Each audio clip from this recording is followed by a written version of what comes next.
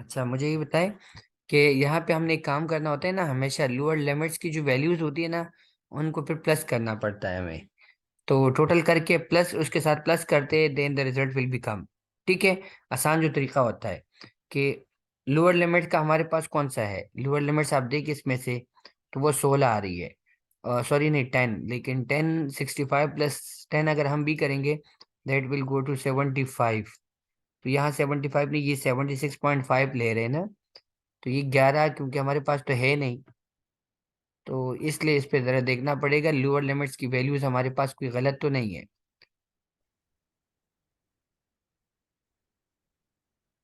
आप लोगों को कोई लोअर लिमिट्स की वैल्यू कितनी मिल रही है? दोबारा जरा प्रेस करें इसको।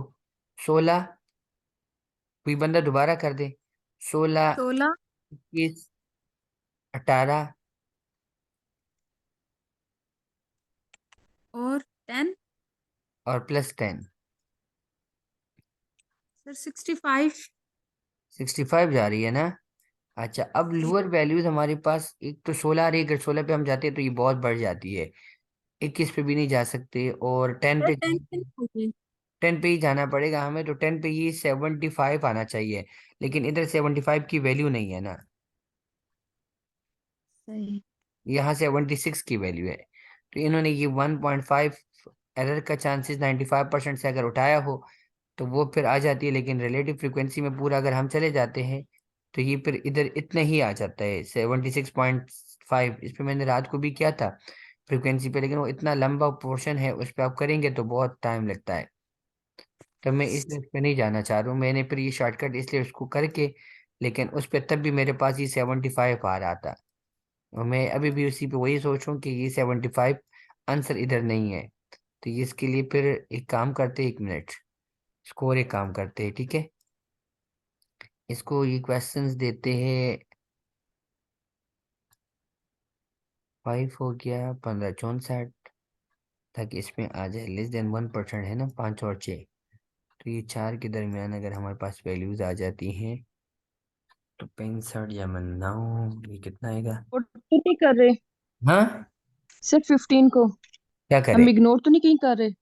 नहीं, 15 को इग्नोर नहीं कर रहे। 15 तो अपना है ना इसकी दरमियान। लेकिन 64 माइनस 15, ये 49 आती है आई थिंक। ऐसा ही है, 49 हो गया ना। जी सर। हम्म। जी सर। इस पे जरा देखते हैं, ये वैल्यूज आपको फिर आसानी से हो जाएगी। अच्छा, 49। सर वहां अगर एक एमसीक्यू से इतना टाइम लग गया फिर तो रह के बाकी। ये बहुत मुश्किल होती है ना, इसलिए तो आप लोगों को कह रहा हूँ मैं। एक और काम है, 15 और।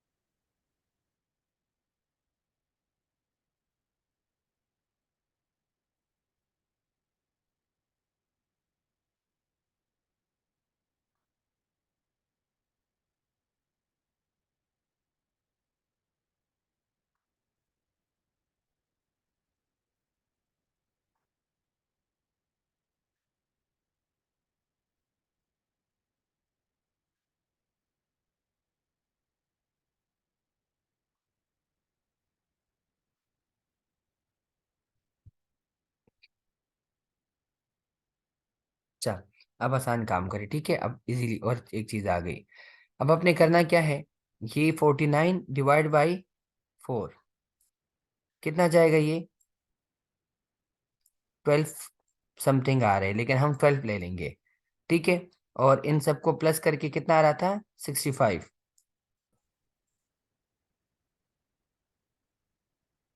तो दैट इज आई थिंक 77 आ रहे हैं, तो हम 0.5 की वैल्यूज को काट के ये 76 पे चले जाते हैं। ठीक है, अब आपको करना क्या पड़ेगा, अब आसान तरीका देखिए कि रिलेटिव फ्रीक्वेंसी को आपने जितने नंबर ऑफ फ्रीक्वेंसीज है, 1 2 3 4, ये 10 वाला 4, इसको आपने हाइयर वैल्यूज को लोअर वैल्यू से माइनस करोगे और 4 पे डिवाइड करोगे, आपके पास एक नंबर आ जाएगा। Then you have plus with date, तो आपके पास रिजल्ट आ जाएगा। ठीक सर है, कैसे? अब देखिए जो इजी वे है ना, मैं अब इसको गूगल ये पे, नहीं मैं खुद भी यूट्यूब पे इसको अभी देख रहा था क्योंकि मैं दरमियान में इस चीज को भूल गया था ना।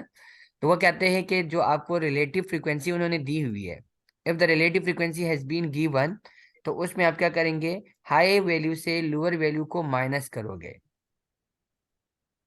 हाई वैल्यू से लोअर वैल्यू को क्या करोगे, माइनस 64 माइनस 15, तो कितना आएगा हमारे पास, 49, divide by number of frequencies, कितनी नंबर दिए उन्होंने फ्रीक्वेंसी की, तो हमें पास दिए 1 2 3 और ये हो गए 4, तो डिवाइड बाय 4, तो ये कितना हो जाएगा, 12.2 समथिंग हो रही है। ठीक है, लेकिन हम उसको 12 ले लेते हैं, पॉइंट से आगे नहीं लेते। फिर कहते हैं कि इन नंबर्स को आप प्लस कर दे चारों को, और इनके साथ इस वैल्यू को ऐड कर दे, जो भी आएगा दैट इज योर रिजल्ट। तो ये आपके पास इसी के करीब आती है, ये 77 आती है, लेकिन यहाँ उन्होंने 76.5 दिया हुआ है, तो हम इसको 76.5 ही ले लेते हैं फिर। ठीक है, अब याद आ जाएगा आपको, इसी वे में ये वाला तरीका याद आ जाएगा, क्योंकि अगर उस तरीके पे मैं चला जाता हूँ ना, वो ग्रुप डेटा वाला, तो ये करीबन 45 1 आवर ले लेंगे, वरना उस पे मैं भी करके दिखा दूंगा आप लोगों को भी पूरा सर ये वो। ऐड, सर ये जो 16 21 एंड दिस इज 10 है, फ्रीक्वेंसी नंबर। इनको ऐड करना है फ्रीक्वेंसी नंबर्स को? जी, इनको प्लस करने हैं आपने। इसमें ऐड कर देना ना सर, इसकी ये वैल्यू आती है। यस, वो उसके साथ ऐड करोगे और फिर आप उसको ले लोगे। ठीक है, तो ये आपके पास इजी वे में जो है वो आंसर आ जाएगा, आपका पेपर के टाइम जो है वो बचत हो जाएगा, वरना बाय स्टेट में टाइम मैनेज करना सबसे मुश्किल काम है, ये याद रखो। अच्छा, क्योंकि अक्सर जी पेपर जो सर। स्टूडेंट्स का रह भी जाते हैं ना, वो इस वजह से ही रह जाते हैं क्योंकि टाइम मैनेजमेंट उनके पास कम हो जाती है फिर। ओके, अब लास्ट वाले पे चले जाते हैं, इससे नेक्स्ट हो सकता है अल्लाह करे कि ये ना भी आ जाए, इतना लेंथी क्वेश्चन ना आए अल्लाह करे, लेकिन ये एक अगर आ जाए तो आप लोगों की कंसेप्ट थोड़ा बहुत क्लियर हो। ठीक है, चले, malaria causes were reported throughout the world during 1971-1978, including African groups. These cases can be best represented by, किसके ऊपर आप करेंगे, ये आपके पास लाइन ग्राफ के अंदर होती है। ठीक है, लाइन ग्राफ क्या होती है, ये आपने इधर ये लिख दिया, 1 मिनट, ये मेरी लाइन स्ट्रेट नहीं आती ना मुझसे, ये बड़ा मसला होता है। एक लाइन आपने ये लगा दिया, एक ये लगा दिया, इधर आपके नंबर ऑफ केसेस आएंगे, क्या आएंगे, नंबर ऑफ केसेस, इसको हम एक्स एस कहेंगे और इसको वाई एक्सिस कहेंगे। वाई एक्सिस के ऊपर आपका पहला यहाँ से एज आएगा 1971, 1972, इस तरह आप जाएंगे 1978 तक। ठीक है, अब आपके जितने केसेस पर ईयर रिपोर्ट हुई है, यहाँ हो गई है शायद 5 केसेस, तो ये 5, आप इसमें देखेंगे कि नंबर कितने डाले हैं, 1 0 1 2 3 4 5 10 15 तक चले गए, 20 तक, जितने भी है। ठीक है, तो अब लाइन में क्या होगा कि आपने सिर्फ यहाँ एक डाट लगाना है कि 5 केसेस के ऊपर, इधर 71 में 5 केसेस थे, 77 में जो थे वो आपके पास 15 केसेस थे, आपने इधर निशान लगा दिया, यहाँ 15 लगा हुआ है। फिर इधर जो है आपके पास भी अगेन 15 केसेस है 1979 में। ठीक है, अब करना क्या है, सिर्फ इस लाइन को मिलाना है। ठीक है, इसको वापस लाइन तक नहीं आना है, सिर्फ आपस में इस लाइन को मिलाना है, that is we can say line diagram. ठीक है, ये इस जी तरह की सर। जो लाइन होती है, ये लाइन यहाँ से टच नहीं होगी, ये इस तरह सिर्फ लाइन होगी, तो this is called line diagram, ये आपके पास एक डेटा को शो करते हैं। ये एक्सेल शीट में भी हम कर देते हैं, फिर उस पर भी आप लोगों को दोबारा भी करवा दूंगा आफ्टर एग्जाम्स, ठीक है। अरे ये क्या हो गया?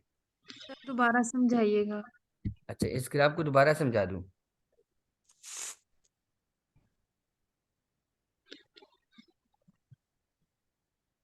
अस्सलाम वालेकुम।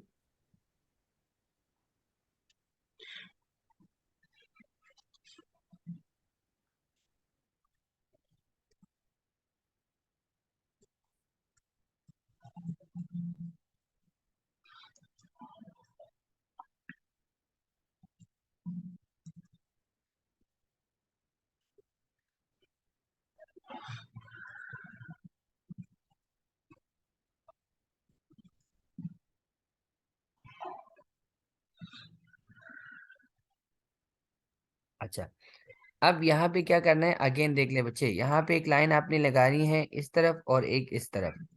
एक के ऊपर आपने नंबर्स डालने हैं, ठीक है, नंबर ऑफ केसेस। वो इस तरफ भी आप डाल सकते हो और इस तरफ भी, लेकिन मोस्टली अगर आप इस तरफ डालेंगे तो वो ज़्यादा बेहतर रहेगा, या इस तरफ भी आपने करना है। दूसरी तरफ आपने ईयर्स डालने हैं, ये जो ईयर्स है ना, इसको लगाने हैं 91 से लेकर 78 तक। 71 से लेकर 78 तक इसको लगाने हैं। अब जितने नंबर्स होंगे, केसेस नंबर्स पर ईयर आए हैं, फॉर एग्जांपल यहाँ आपने नीचे लिखा है ईयर 71। 71 में आपके पास केसेस थे 5, तो आपने इस 5 के सामने सिर्फ एक डाट लगाना है। फिर आपके पास 77 में जो थे वो 15 केसेस है, तो आपने यहाँ 15 के सामने एक डॉट लगाना है। फिर 78 में आपके पास 2 केसेस है, तो आपने 2 के सामने केस लगाना है और इस लाइन को इस तरह मिलाना है, बस। ये इधर टच नहीं होना चाहिए, इधर भी नहीं टच होना चाहिए। जो नंबर्स आपके पास आएंगे ना, उस नंबर्स के ऊपर आपने एक डाट लगाना है और डाट के बाद इस लाइन को आपस में टच करना है, ठीक है। तो एक को हम कहते हैं एक्स एक्सिस और एक को हम कहते हैं वाई एक्सिस। तो इस तरह ये आपका जो लाइन डायग्राम बनेगा ना, इसको हम कहते हैं लाइन डायग्राम। ये एक लाइन के अंदर आपने पूरा बनाना, ठीक है। तो ये आपने इस तरह इसको फिर शो करना है। तो ये इसको आप कहते हैं कि क्योंकि ये कंटिन्यूस डेटा व्यू होता है और एक स्पेसिफिक इंटरवल के साथ होता है, तो इसलिए इसको लाइन डायग्राम में आप शो कर सकते हैं। फ्रीक्वेंसी में भी नहीं, क्योंकि फ्रीक्वेंसी में हमेशा हम कॉन्स्टेंटली कंटिन्यूस डेटा शो करते हैं, इस तरह जाते हैं और इस तरह आ जाते हैं, ठीक है। और हिस्टोग्राम में भी आप इस तरह ग्राफ बनाते हो डायरेक्टली, तो वो सारा शो हो जाता है। और फैक्टोग्राम जो होती है वो तस्वीर होती है, तो ये तस्वीर नहीं शो कर सकता। स्कार्ट में मैंने कल आपको कहा था कि एक वो चार्ट बन जाता है और इसके इर्द गिर्द जो है वो लाइनें निकाल देते हैं हम लोग, तो वो भी नहीं। इसलिए इस पे क्या करेंगे, हम लोग लाइन डायग्राम बनाएंगे। लाइन डायग्राम हमें ईयर वाइज जो है वो नंबर ऑफ केसेस शो करेगा, ठीक है। क्लियर है यहाँ तक? अच्छा, जी सर। अब 20 पे हम चले जाते हैं। There are 50 individual in the population and they have the same haemoglobin level, that is 14.14 GDL। There is no variability, the standard deviation will be. अब क्या स्टैंडर्ड डिविएशन हो सकता है? 50 हेमोग्लोबिन, वो 50 लोगों की है और 14 के स्टैंडर्ड्स पर है, ठीक है। स्टैंडर्ड डिविएशन विल बी, तो स्टैंडर्ड डिविएशन क्या होगा? +-2 -1 0 क्या होगा? अब इस पे अब क्या करेंगे? देयर इज नो वेरिएबिलिटी, कोई वेरिएबिलिटी नहीं है। सिंपल एक ही चीज करनी है आपने,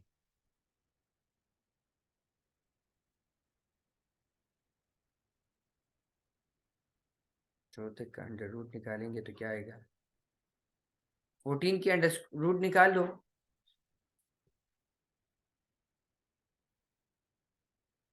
14 को अंडर रूट से निकाल दो प्लीज। सर 3.7 3.74। 74। अच्छा, 3.74 आएगा। और 50 को निकाल दो अभी अंडर रूट से। 7.07। 7.07। अच्छा, अब 7.07 से जो उसका 14 का अंडर रूट आया था वो कितना आया था, वो निकाल दो। 3.74। 3.74। 74। इसको माइनस करो। सर 3.33। 3 पॉइंट, 33। और उसका कितना आया था 14 का? 14 का आया था 3.74। 3.74 और इसका कितना आया? 33 3.33। अच्छा, अब ये अगर हम देखते हैं तो it is giving in the equal. 0.61 sir. हम्म जी सर। कितना? 0.6 की डिफरेंस आ रहे, जी 0.61। 6.1 की डिफरेंस आ रहे। इसका मतलब है कि ये इक्वल जा रहे हैं ना, तो इसका मतलब है they are going to go near to the sir एक माइनस। दफा फार्मूला भी प्लीज इधर ऐड कर दीजिएगा, हमें थोड़ा क्लियर हो जाएगा मुझे। अच्छा, मैं आपको क्लियर करवा देता हूँ। असल में होना ये है ना कि इसने इसकी वेरिएबिलिटी नहीं दी। आप क्या करेंगे? आप इसकी स्क्वायर रूट लेंगे, ठीक है, जो पॉपुलेशन है। तो पॉपुलेशन की जब आप स्क्वायर रूट लेंगे तो आपके पास वो आएगा standard deviation of the population, ठीक है। फिर आप लेंगे जो मीन है, हेमोग्लोबिन का है, लेवल का, उसका आप अंडर रूट लेंगे। दोनों दोनों नंबर्स का आप अंडर रूट लेंगे और उनको आपस में एक दूसरे से माइनस करेंगे, तो वो किस के करीब जा रही है वैल्यूज। तो इसका मतलब है कि आपका स्टैंडर्ड डिविएशन वहां पे फॉल कर रहा है। तो अब दे आर 0 पे। टुवर्ड द नियर मीन्स, अगर आप देख रहे हो तो वो 0 और 1 के दरमियान आ रही है, ठीक है। सर थोड़ा जिस सा इधर लिख दीजिएगा, हमें फिर भी पता चलेगा, जब हम दोबारा करेंगे तो हमें पता चल जाएगा आपने क्या ठीक है, कैसे इस अप्लाई 50 किया। को अंडर रूट से निकालो, कितना आएगा? 7 पॉइंट, निकाल के मुझे बताओ। 7.07। 7.07 07। ये आ गया। अब 14 को अंडर रूट से निकालो। 3.74। 3.74। 74। अब 7.07 माइनस 3.74, ठीक है, माइनस कर दो, कितना आ रहा है? 3. सर 3.33। 3.33 सर। Double three. अब देख ले, 3.74 माइनस 3.33, ये 0.6 आपके पास आ रहा है, जो प्लस में जा रहा है, ठीक है। तो इट इज काउंटेड एज 0, क्योंकि ये अब 1 के करीब नहीं है। अगर ये 0.80 होता, 80 या 90 होता, then I can told it 1, कि ये 1 की तरफ है। लेकिन इट इज 0, क्योंकि दोनों की बराबर आ रही है। स्क्वायर रूट से जब आप निकालते हो ना, तो दोनों की डिविएशन, स्टैंडर्ड डिविएशन क्या हो रही है? बराबर आ रही है ऑलमोस्ट। 7, 4 और 3, मतलब 3 तो है, ऑटोमेटिकली ये कट जाएगा। तो ये आगे कुछ इतना वैल्यूज नहीं रखता फिर, पॉइंट के सर आगे जो नंबर। 3.33 जब आया तो इसको 3.74 में माइनस करेंगे। यस, 3.74 माइनस 3.33, इसको आप माइनस करोगे तो जो वैल्यूज आएगी उसको आप देख लेना कि वो किस हद तक जा रही है। +-2 में जा रही है, 1 में जा रही है, किस में? तो ये, लेकिन ये 0 के करीब आ रही है। क्योंकि जब आप इसको यहाँ देखोगे ना, इस स्टैंडर्ड डिविएशन में, ये जो पहाड़ी बनते हैं हमारी, तो यहाँ आपके पास 0 है, ठीक है। और यहाँ अगर ये जहाँ 0 है, तो यहाँ 0.6 कितना इधर ही आएगा। तो ये इतना दूर जी तो सर। नहीं है ना, तो इसलिए हम इसको जी वहां सर। पर ही कर देते हैं, तो इसलिए इसको 0 ले लेंगे हम, ठीक है। अब क्लियर होगा? जी सर। अभी क्लियर है बच्चे? ये वाली चीज याद रहेगी जो इस तरफ मैंने जी सर पूरी याद लिखी है। रहेगी। सर इसमें ये समझ नहीं आ रही, 3.74 में से माइनस करेंगे। माइनस इसलिए कि आपने दोनों के अंडर रूट लिया है ना, और एक जो है वो आपके पास हेमोग्लोबिन लेवल का है और दूसरा पॉपुलेशन का है। तो एक सैंपल का मीन है और दूसरा पॉपुलेशन का स्टैंडर्ड डिविएशन है। तो दोनों स्टैंडर्ड डिविएशन को आपने फिर आपस में देखना इसलिए होता है क्लास में वो, क्योंकि वो कह रहे हैं कि नो वेरिएबिलिटी, क्योंकि कोई वेरिएबिलिटी नहीं है। अगर ये वेरिएबिलिटी होती तो हम उसको माइनस ना कर देते, लेकिन वो कहते हैं कि कोई वेरिएबिलिटी नहीं है, तो हम इसको देखना चाह रहे हैं कि मतलब स्टैंडर्ड डिविएशन कहाँ पर जा रहा है, ठीक है। तो ये स्टैंडर्ड डिविएशन को देखने के लिए कि 0 के करीब जा रहे हैं, 1 - 1 या 0 1 के दरमियान, या +2 या -2 के दरमियान जा रहे हैं। तो वो हमारे कहाँ जा रहे हैं? 0 के दरमियान, 0 के करीब फॉल हो रही है। वैसे तो 0 और 1 के दरमियान है, सर लेकिन नियर टू द 0 है।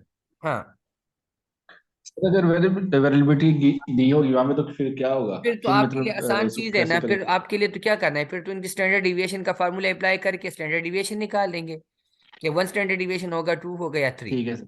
वो तो फिर ऑटोमेटिकली उनका कोई एक नंबर दिया होगा, तो आपने सीधे सीधे इस 50 को उसी के साथ करके वो सैंपल स्टैंडर्ड डिविएशन वाला जो फार्मूला है, पॉपुलेशन नहीं, सैंपल स्टैंडर्ड डिविएशन वाला, उसको इम्प्लीमेंट करके आपके पास आ जाएगा। ठीक लेकिन ये यहाँ पर ये इस तरह सर की उसका उन्होंने वेरिएंस नहीं। कंफ्यूजिंग चीजें दी होती है ना, ताकि स्टूडेंट जो है वो इन चीजों को समझ भी रहे कि नहीं, वो सिर्फ इसलिए कर रहे होते हैं। ठीक है, चले अब नीचे आ जाए, अगेन वही सर सेम उसका वाला वेरिएंस क्वेश्चन। लेंगे ना पहले, वेरिएंस वेरिएंस जी, लेके फिर करेंगे। अब देखिए वो पहले वाला क्वेश्चन फिर दे दिया, कॉन्फिडेंस इंटरवल वाला। ठीक है, कि a mean of the 100 women's in a population sample 12 with standard deviation 2, वो पूरा कंप्लीटली आपने वो वाला फार्मूला अप्लाई करना है। अब देखिए 100 के साथ है, सिंपल बात है, और 2 स्टैंडर्ड डिविएशन है, और पॉपुलेशन मीन, कॉन्फिडेंस इंटरवल वाला फार्मूला अगर आपके पास, अभी मैंने आपको कह दिया, वो पूरा के पूरा आप यहाँ अप्लाई करोगे तो आपके पास इधर आ जाएगा। अब देख लिया, अगर वैसे भी हम देखते हैं तो 100 से, ठीक है, 2 को प्लस 12 है ना, ये कहते हैं कि 12, तो 12 से 2 अगर हम माइनस करते हैं तो 10, और 10 से ये जाएगा और प्लस 14, तो ये 14 के अंदर आना चाहिए, तो ये क्या कहते हैं, इधर देखिए 13.6 14, तो ये इसको कॉन्फिडेंस इंटरवल पे आप लोग करें, पूरा फार्मूले के ऊपर करें, ये वाला फार्मूला है, अप्लाई करो। सैंपल साइज 100 है, जी पे जाना है, ठीक है, इस वाले पे करें। 12 + 4 minus standard deviation 2 divide by 100 under root और 1.96, जल्दी कर दे।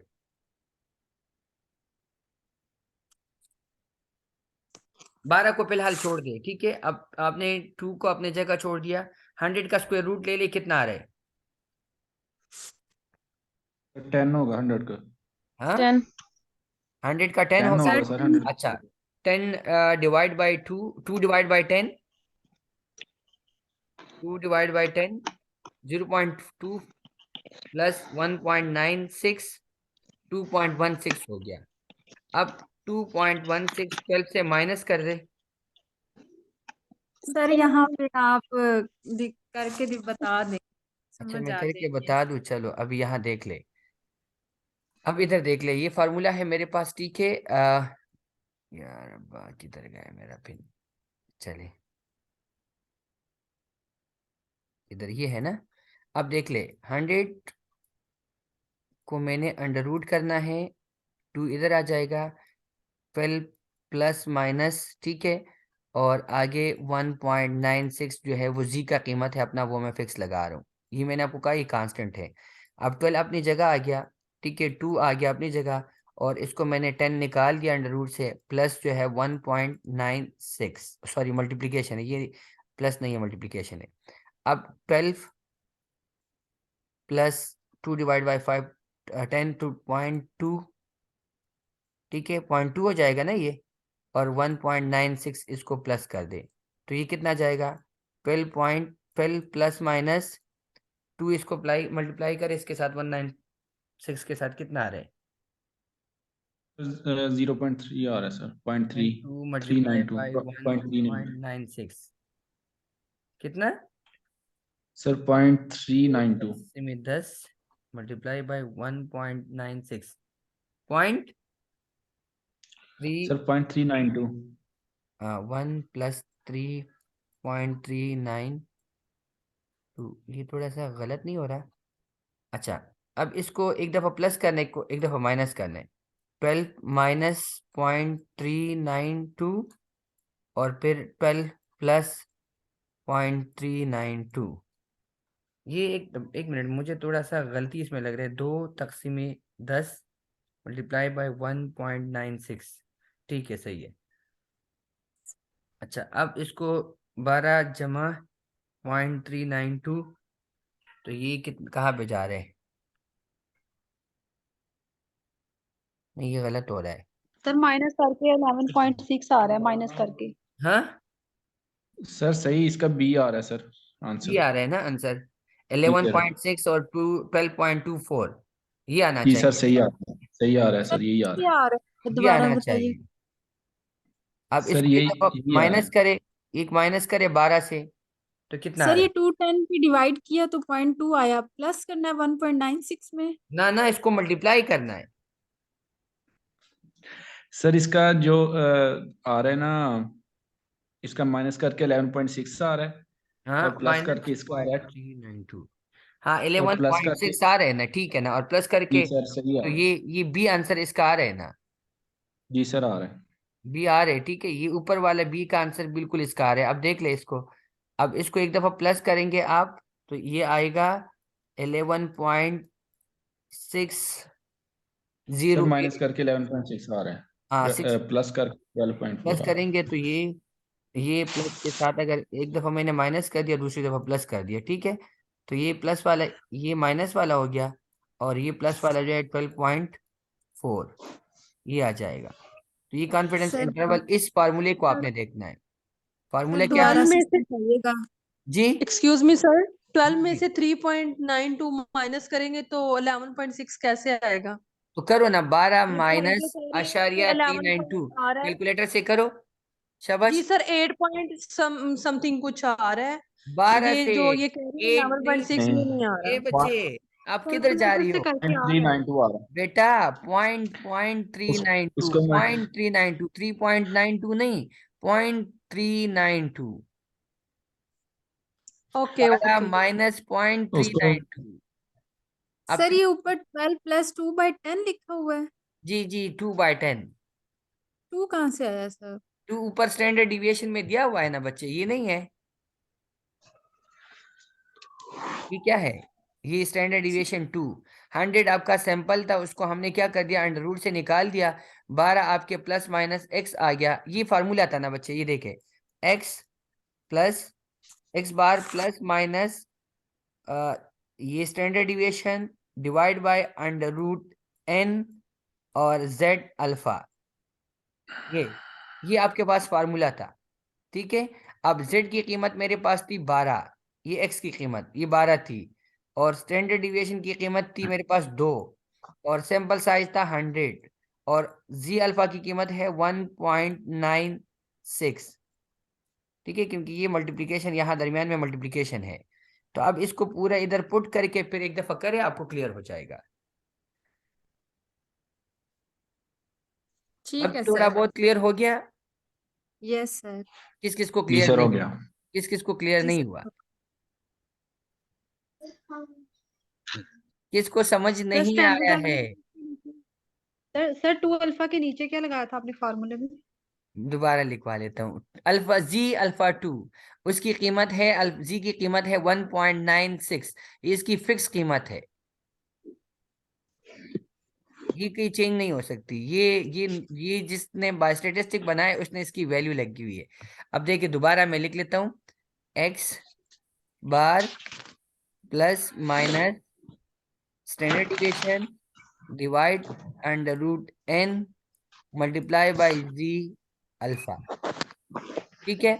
अब x की कीमत है मेरे पास 12 प्लस माइनस स्टैंडर्ड डिविएशन 2 है, और n अंडर रूट n 100 कितना है, 100, और आगे मेरे पास g की कीमत है मल्टीप्लाई बाई 1.96, तो इसको आप अब कर ले, तो ये आएगा 12 जमा माइनस 2 10, आगे फिर 1.96, मैं असल में माउस से लिख रहा हूँ, ये बड़ा मुश्किल हो जाता है मेरे लिए, ठीक है, लेकिन फिर भी मैं वो कर रहा हूँ, 12.2 मल्टीप्लाई बाय 1.96 प्लस माइनस 0.392, तो इसको जब आप करोगे, आप एक दफ़ा प्लस करो एक दफ़ा माइनस, तो ये आपके पास 11.4 एक आएगा, और सॉरी 6, और दूसरा आएगा 12.4, तो ये वैल्यू कहाँ फॉल करती है, ये यहाँ, तो इसको आप देख ले, अभी क्लियर है?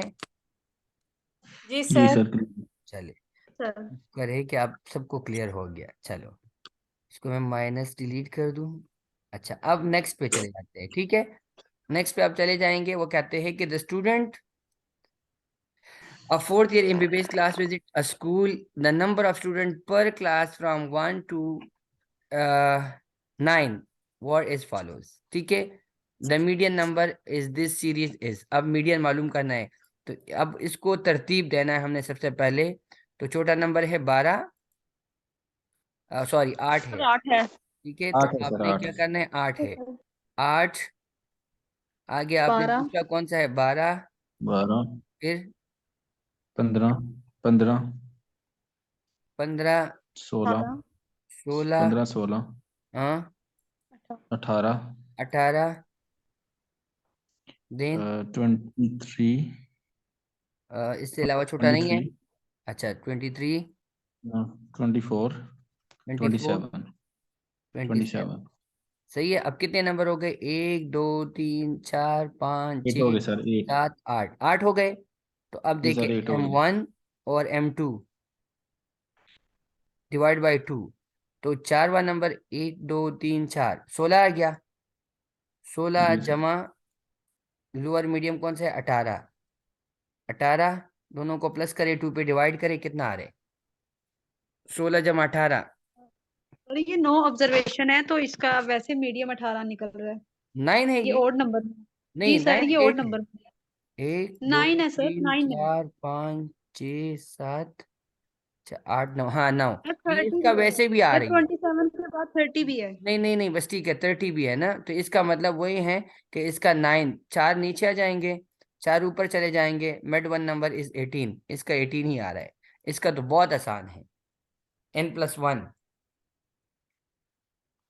ठीक है, इसका लोअर 4 और अपर 18। 4 देख ले, बस कहानी खत्म। इसकी बिल्कुल आसानी से आ जाएगा 18 में, तो कुछ करने की जरूरत भी नहीं पड़ेगी। चलो अच्छा, अब अगेन नीचे उन्होंने एक दिया है, in a village of 300 population 60% constitute Hindu, 20% Muslim, 10% Sikh and 10% Christian. We want to take a sample of 10% of the population to study the eating habits of this population. The best method will be, क्या करेंगे आप? आपने खाने का sir आदत देखनी 25 है। Random sampling करेंगे। सारों से क्लस्टर्ड बनाओ और क्लस्टर्ड से जो है वो रेंडमाइज कर दो। हर एक से 60% से लोगों को जी ले सर। लो, 20% से, 10 से, फिर 10 से, हर एक से ग्रुप ले लो और ग्रुप में से क्या करो, 10% सर फिर वो पॉपुलेशन क्लस्टर, निकालो। क्लस्टर क्लस्टर से की स्ट्रैटिफाइड रैंडम। ये स्ट्रेटिफाइड हो जाएगा, क्योंकि आपने एक स्ट्रेटा बना दिया है। इससे 10 लोगों को ले लिए 10%, इससे 10%, ये 10% ऑलरेडी है, ये 10% है, और फिर इसको रेंडमाइज कर देंगे, तो स्ट्रेटिफाइड रेंडमाइज सैम्पलिंग। ठीक है, क्योंकि हर एक कास्ट से आपने लोगों को देखना है, तो कहते हैं कि द हैबिट ऑफ पॉपुलेशन आपने देखनी है, तो आप हर एक से 10% ले रहे हो। ठीक है, okay. The median of the series of the 20 observation in 10, the mean is 11.5, in the mood is 11, which measurement can be subjected to the statistical manipulation? Sample size, mean, median, mood, range क्या है? अभी हमने बात करनी थी, दो चीजें हमने कही थी कि मीन और मीडियम के दरमियान, लेकिन वो कहते हैं कि मेजरमेंट जो स्टैटिस्टिकली मैनिपुलेशन करता है, चीजों को अप एंड डाउन कर सकते हैं एवरेज के ऊपर, तो वो क्या चीज हो सकती है? सर मीन हो सकता है। बिल्कुल सर मीन मोड भी नहीं कर सकता, मीडियन भी नहीं कर नहीं सकता, कर तो फिर सकता, सर लेकिन मीन ही मीन होगा। कर सकता है। ठीक है, good. Which of the following can be more than one values? More sir than one mode. values, एक से ज्यादा वैल्यूज होगी। Sir mode. Mode. Mode. Mode, ठीक है, रिपीटेड आएगा, रिपीटेड नंबर्स आएंगे, इसको हम मोड ही कहते हैं। The distribution of height of the girls was plotted, the most frequency values 5 2 5 and 2, 5 से 2 के दरमियान, which gives a single most important to its क्या होगा? 5 से 2 से 5 के दरमियान या 5 से 2 के दरमियान दे रहे हैं। ठीक है, आपके पास एक वैल्यूज आ रही है, ज्यादातर मोस्टली वैल्यूज इन्हीं के दरमियान आ रही है। ये आपके नॉर्मल डिस्ट्रीब्यूशन था और इसके आपने बनाया था, और ये बिल्कुल जो है 5 से 2 या 2 से 5 के दरमियान वैल्यूज जा रही थी, तो क्या होगी? सर नॉर्मल होगी ना। यस, नॉर्मल स्टैंडर्ड डिस्ट्रीब्यूशन होगी। ठीक है, क्योंकि 2 और 5 के दरमियान जो वैल्यूज होगी, इसका मतलब कि they are near to each others. Okay, a large study of the bladder cancer and cigarette smoking produced the following data. Incidence of the bladder cancer per 1 lakh males per year in cigarette smoking 48.0, non-smoking 25.4. The relative risk developing bladder cancer compared with non-smoker is, क्या होगा? दो values है, एक numerical values है और एक में आपका स्पेसिफिक डेटा है, नंबर्स है, जो क्या कहते हैं कंटिन्यूस वेरिएबल्स को भी शो कर सकता है, क्योंकि 0.4 भी है और डेसिमल पॉइंट भी मौजूद है। तो क्या चीज होगी ये? कंपैरिजन है, comparison between two things. Sir ये न्यूमेरिकल का मतलब न्यूमेरिकल हो गया, और जहां डेसिमल की पॉइंट की बात होगी तो वो क्या होगा? Continuous variable. सिंपल बात है ये। जी सर। ठीक है, अब देखें ना सर ऊपर एक आपको उन्होंने दिया है नंबर्स, नंबर्स में है ये, लेकिन क्या है? डेसिमल पॉइंट है, तो न्यूमेरिकल कंटिन्यूस वेरिएबल। ठीक है, चीजों को सर बहुत इसको ना कुछ थोड़ा सा एक्सप्लेन कर दें। अच्छा एक्सप्लेन कर दूं बच्चे। वो कहना चाह रहे जी हैं कि sir. A large number of the bladder cancer उन्होंने देखा है, और उन्होंने उसको कहा है कि you can do the relative risk developing blood cancer compare with non smoker. तो एक सिगरेट स्मोकर है, इन नॉन स्मोकर है। एक तो ये है। सेकंड, डेटा किस में दिया उन्होंने? नंबर्स में दिया है, न्यूमेरिकल्स हो गए। और दूसरी बात उन्होंने किस में की है? पॉइंट्स में की है। तो जब न्यूमेरिकल आ गया और पॉइंट्स की डेटा आ गया तो इसको हम कहते हैं continuous variable, numerical continuous variable. अगर ये डेसिमल ओके में ना सर। होता, ये डेसिमल पॉइंट ना होता, तो फिर ये न्यूमेरिकल डिस्क्रीट डेटा होता, डिस्क्रीट वेरिएबल होता। ये अगर इस तरह होता कि 1:2, तो फिर ये हम प्रोपोर्शन कहते। अगर इन्होंने उसको ऑर्डर में दिया होता कि माइल्ड, मॉडरेट, सीवियर, तो फिर हम ऑर्डिनल कहते। कैटेगरीज में दिया होता कि 4-5 कैटेगरीज में के less than 5%, 10 more than 10%, more than 20%, तो फिर हम कहते हैं इसको कैटेगोरिकल डेटा। ठीक है, जी जी सर, सर। समझ आ गया। अभी क्लियर हो रहा है? चले अब नेक्स्ट पे चलते हैं। इसमें भी ये आया था पहले भी, अभी दोबारा है।